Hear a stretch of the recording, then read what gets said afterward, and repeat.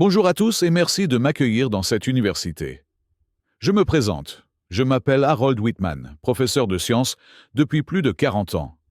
Je suis ravi d'être ici aujourd'hui pour discuter avec le docteur Zakir Naik, un érudit reconnu et un communicateur influent sur les questions religieuses. J'ai toujours été curieux de comprendre comment les textes anciens peuvent s'aligner sur les découvertes scientifiques modernes.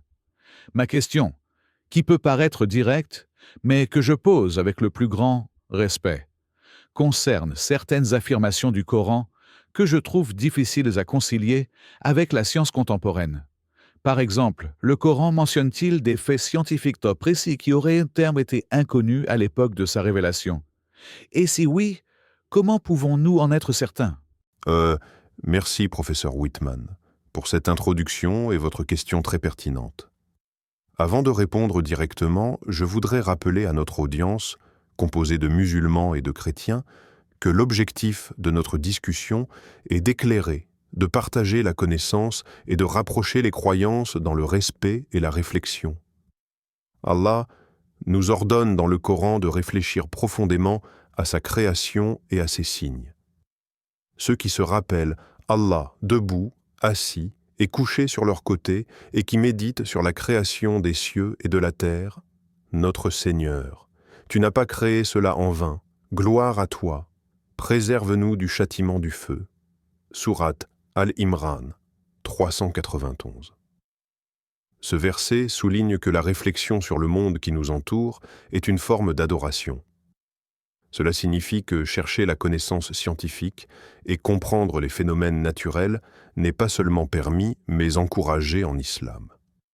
Pour répondre à votre question, le Coran, révélé il y a plus de 1400 ans, contient des versets qui décrivent certains aspects de l'univers et de la nature, dont la connaissance n'était pas accessible aux humains à cette époque. Par exemple, le Coran parle de l'expansion de l'univers et le ciel, nous l'avons construit avec puissance et nous l'étendons continuellement. Sourate Ad-Dariyat 51, 47. Aujourd'hui, la science moderne a confirmé que l'univers est en expansion depuis le Big Bang, un concept découvert par Edwin Hubble au XXe siècle. Cela est remarquable car le prophète Muhammad, paix soit sur lui, a reçu cette révélation à une époque où personne ne connaissait la notion d'expansion cosmique. Ce n'est pas une coïncidence, mais une preuve que le Coran contient des informations au-delà du niveau de connaissance humain de l'époque. Un autre exemple fascinant est la formation de l'embryon humain. Le Coran déclare « Nous avons certes créé l'homme d'une goutte de sperme mélangé pour le mettre à l'épreuve. Nous l'avons rendu ensuite une adhérence. Puis nous avons créé le fœtus en tant que mudga, substance mâchée. » Sourate Al-Mu'minun 23, 12 à 14. Le mot arabe, mudga, décrit parfaitement la forme du fœtus humain à un certain stade de son développement, ressemblant à une petite substance mâchée, ce qui est confirmé par les observations modernes de l'embryologie. Comment un livre révélé il y a 14 siècles aurait-il pu décrire avec autant de précision un processus biologique que même les scientifiques modernes ne comprenaient pas avant le XXe siècle? Cela démontre clairement une connaissance qui dépasse les capacités humaines de l'époque. En outre, le Coran mentionne la création de l'univers à partir d'une seule entité. Le ciel et la terre étaient un seul bloc, puis nous les avons séparés. Sourate Al-Anbiya 21-30. Les scientifiques modernes expliquent le Big Bang comme l'origine de l'univers à partir d'un point unique, dense et chaud, qui s'est ensuite séparé pour former les cieux et la terre. Ici encore, nous voyons une correspondance frappante entre le texte sacré et la science contemporaine. Vous pourriez me dire, professeur Whitman, que ces descriptions sont métaphoriques. Mais le Coran utilise des termes précis et des phrases claires, et lorsque nous les examinons de manière scientifique, elles sont étonnamment exactes. Un autre exemple est la mention des montagnes comme stabilisateurs de la Terre, et nous avons placé sur la Terre des montagnes fermes afin qu'elles ne bougent pas avec eux. Sourate Al-Anbiya 21-31. La géologie moderne confirme que les montagnes jouent un rôle crucial dans la stabilité de la croûte terrestre. Le Coran n'a pas seulement indiqué un phénomène observable, mais il a donné un concept scientifique précis bien avant que la science ne le découvre. En ce qui concerne votre interrogation sur la validité de ces connaissances, il est important de rappeler que le Coran se présente comme une source divine de guidance. Il a été mémorisé et transmis sans erreur depuis sa révélation, et aucun humain ne pouvait produire un texte d'une telle profondeur scientifique et spirituelle à l'époque. Le docteur Maurice Bucaille, un médecin français, a analysé le Coran et a conclu que les descriptions scientifiques qu'il contient sont cohérentes avec les découvertes modernes, sans contradiction. Si nous combinons cela avec le fait que le Coran est un guide moral et spirituel parfait, il devient évident que ce livre contient une dimension divine unique. Pour illustrer davantage, prenons la formation de l'eau dans le cycle naturel. Le Coran dit « Et nous avons fait descendre l'eau du ciel en quantité déterminée et l'avons fait pénétrer dans la terre. » Sourate Al-Mu'minun, 23h18. Cette description inclut l'évaporation, la condensation, les précipitations et l'infiltration dans le sol, un cycle hydrologique qui n'a été compris scientifiquement que des siècles plus tard. De plus, le Coran parle de l'eau douce et de l'eau salée coexistantes sans se mélanger immédiatement.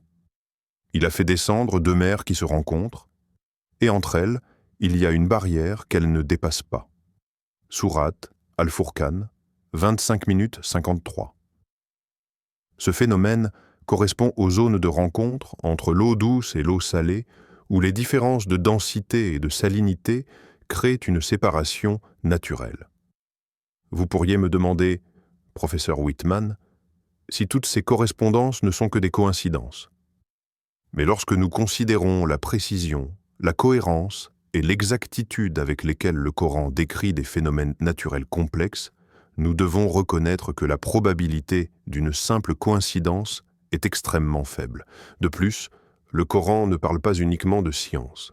Il guide l'humanité sur la moralité, la justice, la foi et le comportement social, combinant des enseignements spirituels avec une compréhension précise de la réalité physique. Aucun autre texte de l'époque n'a réussi à accomplir cela avec autant de profondeur et de précision. Permettez-moi de vous donner un autre exemple encore plus frappant concernant l'astronomie. Le Coran mentionne « Et il a créé la nuit et le jour, le soleil et la lune, chacun flottant dans son orbite. » Sourate Al-Anbiya, 21h33.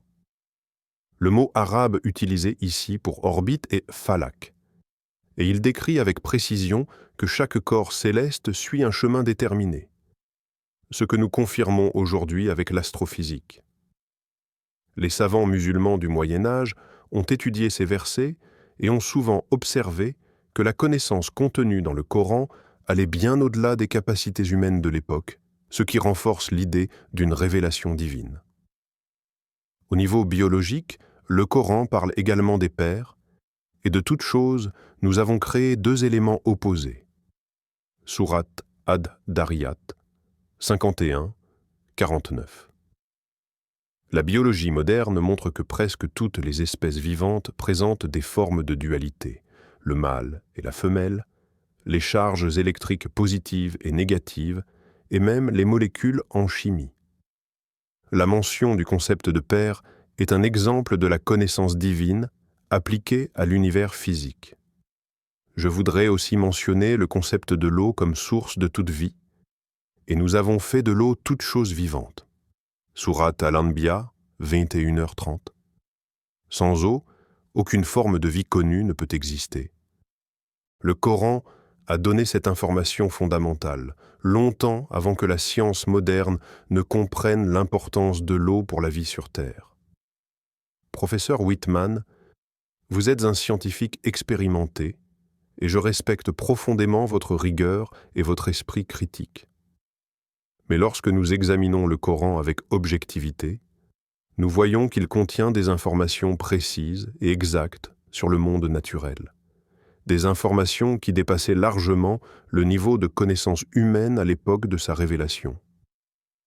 Ce n'est pas un hasard. C'est un signe de l'unicité de Dieu et de la véracité de la révélation. Comme Allah dit, « Venez, je réciterai ce que votre Seigneur a interdit. N'associez rien à lui et faites du bien envers vos parents et ne tuez pas vos enfants par crainte de pauvreté. » Sourate Al-An'am 651. Le Coran nous guide à la fois dans la spiritualité et la raison. Enfin, professeur, permettez-moi de conclure cette première partie en invitant notre audience à méditer sur ces versets, à réfléchir et à partager cette connaissance. Si vous trouvez cette discussion enrichissante, n'hésitez pas à vous abonner à notre chaîne, liker cette vidéo, la partager avec vos amis et commenter « Allah Akbar » pour montrer votre engagement dans la quête de la vérité. La connaissance et la réflexion sont les clés pour rapprocher nos cœurs et comprendre le monde que Dieu a créé avec sagesse et perfection. En poursuivant notre discussion sur la concordance entre le Coran et la science, il est essentiel de comprendre que le Coran ne parle pas uniquement de phénomènes visibles ou de lois naturelles isolées, mais qu'il donne un cadre cohérent qui englobe la création entière, les êtres vivants, les cieux et la terre, ainsi que l'ordre et la régulation qui les gouvernent. Prenons par exemple le concept du développement humain. Le Coran décrit en détail les étapes de la formation de l'embryon. D'abord, la création à partir d'une goutte de sperme, ensuite la transformation en une adhérence, puis en mudga, et enfin la formation des os recouverts de yarhoudvik de chair. Ces termes ne sont pas simplement poétiques ou symboliques. Ils correspondent précisément à ce que la science moderne a découvert avec l'embryologie. Le sperme fertilise l'ovule, forme un zygote, puis le blastocyste. Ensuite, l'embryon se développe et prend une apparence semblable à une petite masse qui pourrait être comparée à une substance mâchée. Et progressivement, les os se forment avant que les muscles et la chair ne les recouvrent. Comment un homme vivant au 7e siècle, sans microscope ni connaissances biologiques avancées, aurait-il pu inventer un récit aussi précis? C'est impossible. Cela démontre la nature divine de cette révélation et prouve que le Coran contient des vérités qui dépassent la compréhension humaine de l'époque.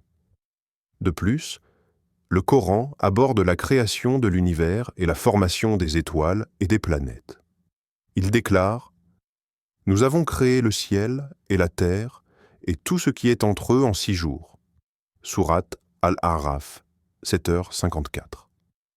Lorsque nous parlons de 6 jours, le mot arabe « ayyam » peut également être compris comme des périodes ou des phases, correspondant parfaitement à la notion scientifique selon laquelle l'univers s'est développé par étapes, depuis le Big Bang jusqu'à la formation des galaxies, des étoiles et des planètes, y compris notre propre Terre. La science moderne montre que ces processus se sont déroulés sur des milliards d'années, avec des phases distinctes de formation, et le Coran nous donne ce concept de manière simple et accessible à tous, en nous invitant à méditer sur la grandeur de la création divine. Un autre aspect fascinant concerne l'eau et son rôle vital pour la vie. Le Coran mentionne « Nous avons fait descendre l'eau du ciel en quantité déterminée et nous avons fait pénétrer cette eau dans la terre. » Sourate Al-Mu'minun 23-18. Ce verset englobe tous les aspects du cycle de l'eau. Précipitation, infiltration dans le sol, absorption par les plantes et circulation continue. Bien avant que la science ne comprenne ce cycle hydrologique complexe, le Coran en parlait déjà. De plus, la mention des 2 mers qui se rencontrent, mais ne se mélangent pas immédiatement, Sourate Al-Furqan 25-53, décrit le phénomène des zones de rencontre entre l'eau douce et l'eau salée, un concept connu aujourd'hui sous le nom de halocline ou zone de transition, où la différence de densité et de salinité empêche un mélange immédiat. Ces versets montrent que le Coran contient des informations scientifiques très précises, révélées à un moment où personne ne pouvait les connaître.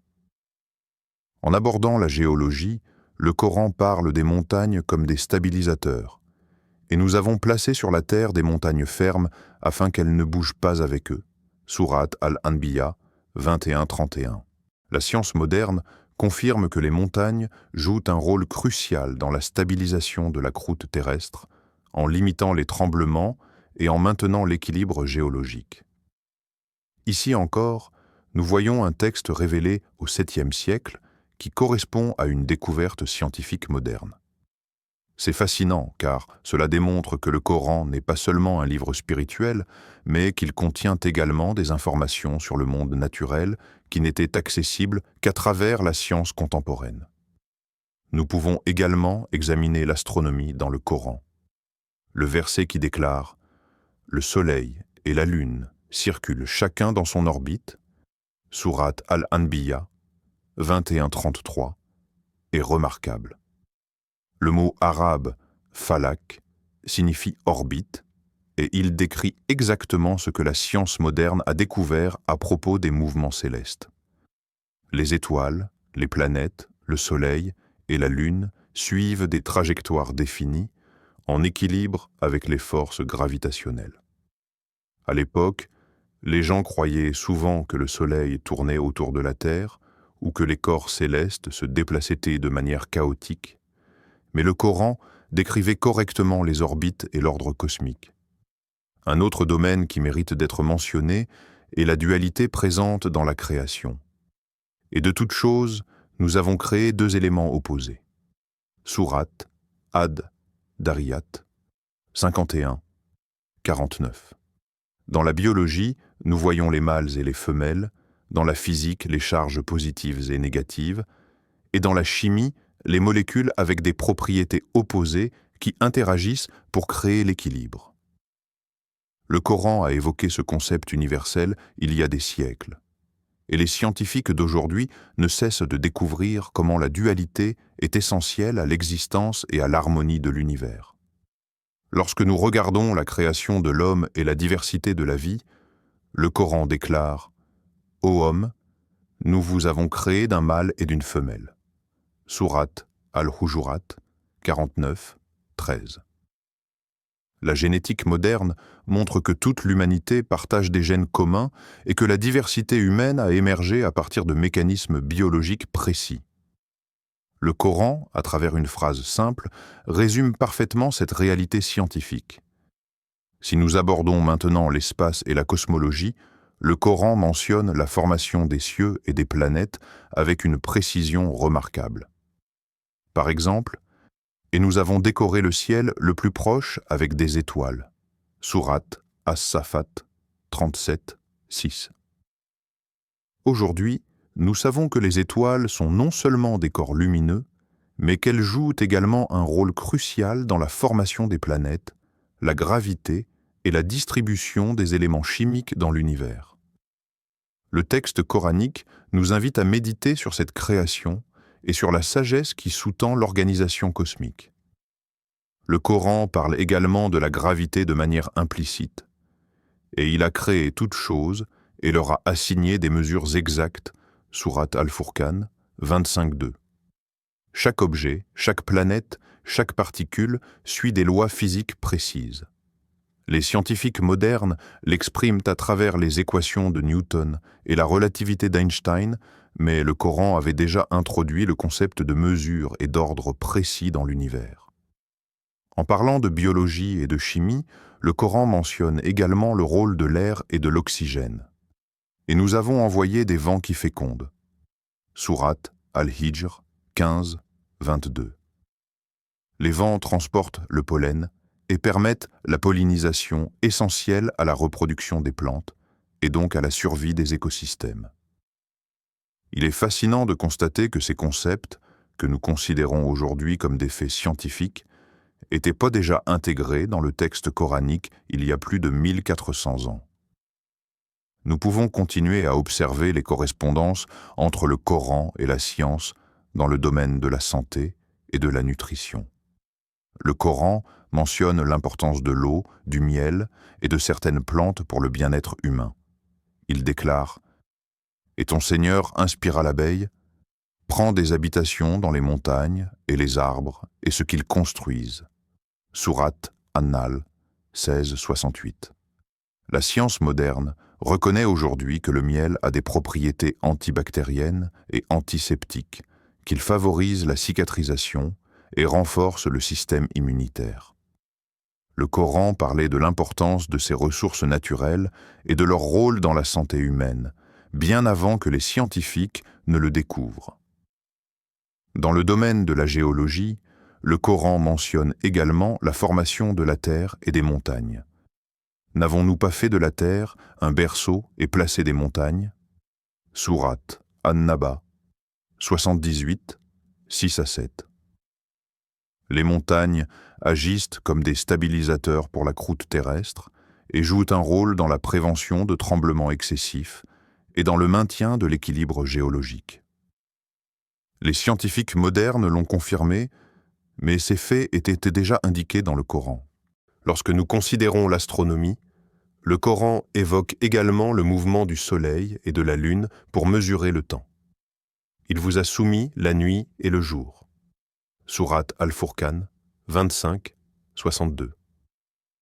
Les cycles jour-nuit, les phases de la Lune et le calendrier lunaire que nous utilisons pour mesurer le temps ont tous été établis en se basant sur ces observations.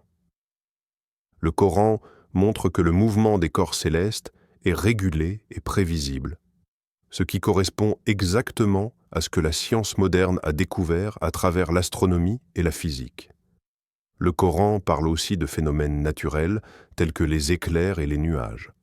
Il montre ces éclairs pour la peur et l'espoir, et il fait descendre la pluie. Sourate Ar-Rum 30, 24. La science explique aujourd'hui que les éclairs résultent de différences de charges électriques dans les nuages et que cette activité électrique est liée aux précipitations. Le Coran décrivait ce lien bien avant que nous puissions le comprendre scientifiquement. Dans le domaine de l'océanographie, le Coran mentionne « Il a fait jaillir deux mers qui se rencontrent, et entre elles, il y a une barrière qu'elles ne dépassent pas. » Sourate Ar-Rahman 55, 19-20. Ce verset correspond parfaitement aux observations modernes sur la salinité, la densité et la température qui créent une séparation naturelle entre certaines eaux douces et salées, empêchant leur mélange immédiat. Les océans, les courants marins et les zones de mélange sont des phénomènes scientifiques que le Coran a décrits avec une précision incroyable. Un autre aspect fascinant est la mention de l'expansion de l'univers, et le ciel, nous l'avons construit avec puissance et nous l'étendons continuellement. Sourate Ad-Dariyat 51, 47.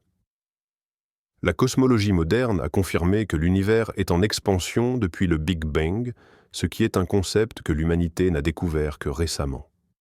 Le Coran, révélant ce fait il y a 14 siècles, démontre la profondeur et l'unicité de sa source divine. Dans tous ces exemples, nous voyons un fil conducteur. Le Coran nous invite constamment à observer, réfléchir et comprendre le monde. Chaque verset scientifique n'est pas simplement informatif, mais il est également un rappel de la grandeur de Dieu et de l'importance de l'intellect humain pour méditer sur la création. Les découvertes scientifiques ne sont pas en contradiction avec le Coran, mais elles en renforcent la véracité et la sagesse. L'ordre, la précision et la cohérence observées dans la nature reflètent un Créateur unique et omniscient. Lorsque nous examinons le Coran à la lumière des découvertes scientifiques modernes, il devient évident que ce livre ne se limite pas à des conseils spirituels ou moraux, mais qu'il contient également des informations sur le monde naturel qui étaient totalement inconnues à l'époque de sa révélation. Par exemple, le développement de l'embryon humain est décrit avec une précision remarquable. Le Coran mentionne qu'Allah crée l'homme à partir d'une goutte de sperme, puis le transforme en une adhérence, ensuite en mudga, et enfin les os sont recouverts de chair. Ces étapes correspondent exactement aux découvertes de l'embryologie moderne, montrant une compréhension que l'homme du 7e siècle ne pouvait posséder. De même, le Coran décrit l'expansion de l'univers. Et le ciel, nous l'avons construit avec puissance et nous l'étendons continuellement. Sourate Adham, Dariyat, 51, 47. Ce que la science moderne a confirmé par les observations des galaxies est le principe du Big Bang. L'eau est également mentionnée comme source de toute vie, et nous avons fait de l'eau toute chose vivante.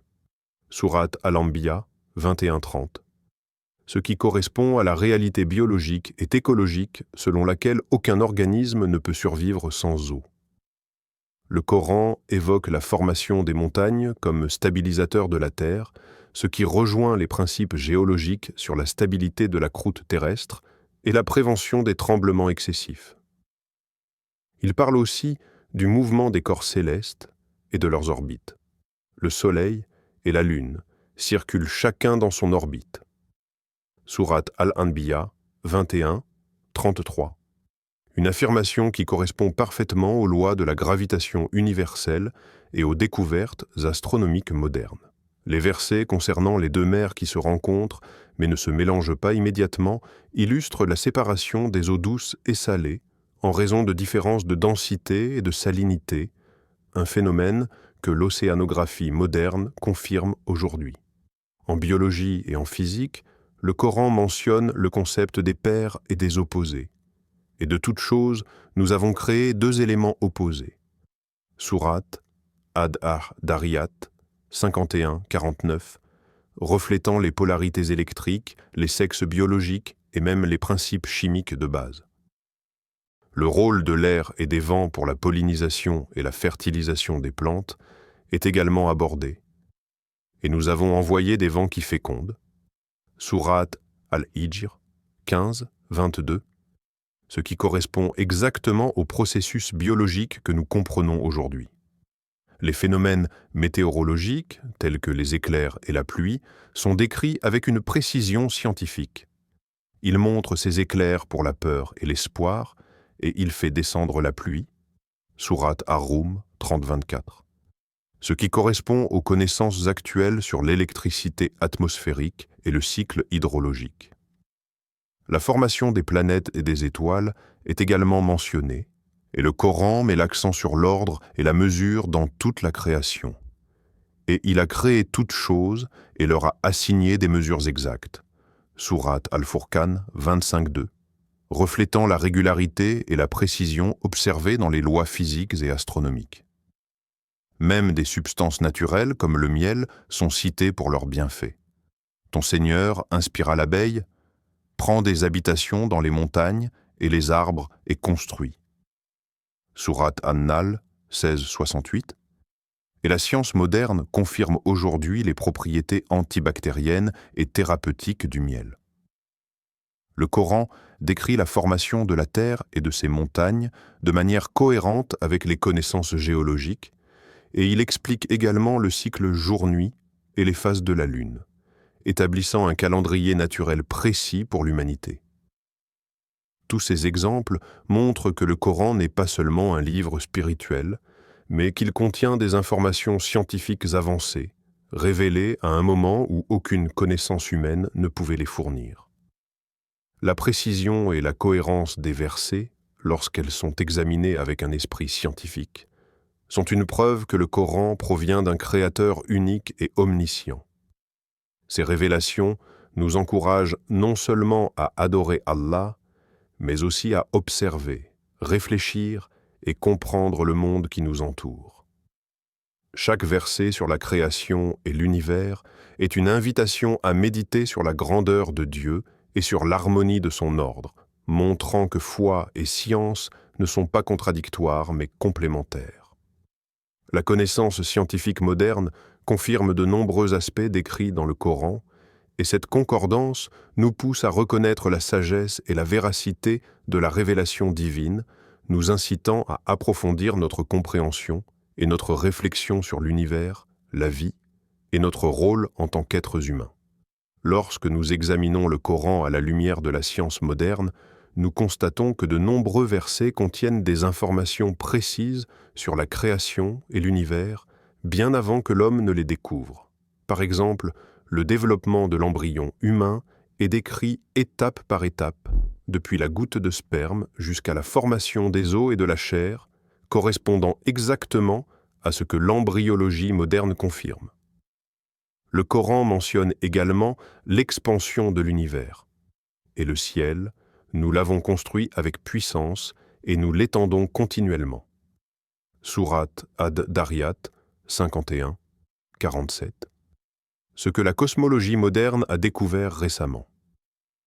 L'eau, source de toute vie, le rôle des montagnes pour la stabilité de la Terre, les orbites du Soleil et de la Lune, et les phénomènes naturels comme les vents, la pluie et les éclairs sont tous décrits avec une précision surprenante. Même des substances naturelles comme le miel, avec ses propriétés bénéfiques, sont mentionnées dans le Coran. Tout cela démontre que ce livre sacré contient des vérités scientifiques que l'humanité ne pouvait connaître à l'époque, et qu'il nous invite à observer, réfléchir et comprendre l'univers, reconnaissant ainsi la grandeur et l'unicité du Créateur dans chaque aspect de la vie et de la nature. Dr Zakir Naik, je tiens à vous remercier sincèrement pour le temps que vous avez consacré à répondre à ma question, avec autant de patience et de clarté. J'avoue que lorsque j'ai posé ma question, je pensais que certaines affirmations du Coran étaient impossibles à concilier avec la science moderne. Mais votre explication détaillée m'a profondément éclairé. Vous avez montré, à travers les versets que vous avez cités et les exemples scientifiques que vous avez expliqués, que le Coran contient des connaissances précises et exactes qui étaient complètement inconnues à l'époque de sa révélation. Ce que vous avez partagé sur le développement embryonnaire, la formation des montagnes, le rôle des mers et de l'eau, la structure des cieux et l'expansion de l'univers est absolument fascinant et m'a fait réfléchir à la profondeur et à la précision du texte coranique. Votre capacité à relier la sagesse divine à des découvertes scientifiques modernes démontre non seulement votre connaissance et votre expertise, mais aussi la grandeur de la révélation coranique. Je suis particulièrement impressionné par la manière dont vous avez montré que la science et la foi peuvent coexister, se compléter et se renforcer mutuellement, et non pas se contredire, ce qui m'a permis de voir le Coran sous un angle nouveau et plus profond. En vérité, cette discussion a enrichi ma compréhension de l'univers, de la vie, et de la manière dont tout est parfaitement orchestré par un créateur unique et omniscient. Je vous remercie encore, Dr Zakir Naik, pour votre patience, votre humilité et votre capacité à expliquer des concepts complexes de manière claire et accessible à tous. Qu'Allah te bénisse, cher professeur Dr Zakir Naik. Je vous remercie beaucoup pour vos paroles aimables et votre sincérité. Je suis heureux que cette discussion vous ait permis de mieux comprendre les merveilles du Coran et la façon dont ces enseignements se rapportent à la création et à la science moderne. Comme je l'ai mentionné tout au long de notre échange, le Coran nous invite à réfléchir, à observer et à méditer sur l'univers, à reconnaître la perfection dans la création et à se rapprocher de notre Créateur à travers la connaissance et la foi. Je remercie également notre audience pour leur attention et leur ouverture d'esprit. Si vous avez trouvé cette discussion enrichissante et instructive, je vous encourage à vous abonner à notre chaîne Paroles d'Al-Islam, à aimer cette vidéo, à la partager avec vos amis et votre famille, et à participer activement dans les commentaires en posant vos questions sur les versets et les concepts que nous avons abordés aujourd'hui. Votre engagement dans le dialogue, la réflexion et l'apprentissage est très important, et cela aide chacun d'entre nous à mieux comprendre la sagesse divine et la beauté de la création d'Allah. N'hésitez pas à commenter, à poser vos questions et à partager vos impressions afin que nous puissions continuer à explorer ensemble la profondeur du Coran et la manière dont il éclaire chaque aspect de notre vie et de l'univers. Votre curiosité et votre désir d'apprendre sont la clé pour rapprocher la science et la foi, et je vous remercie encore de votre attention et de votre participation.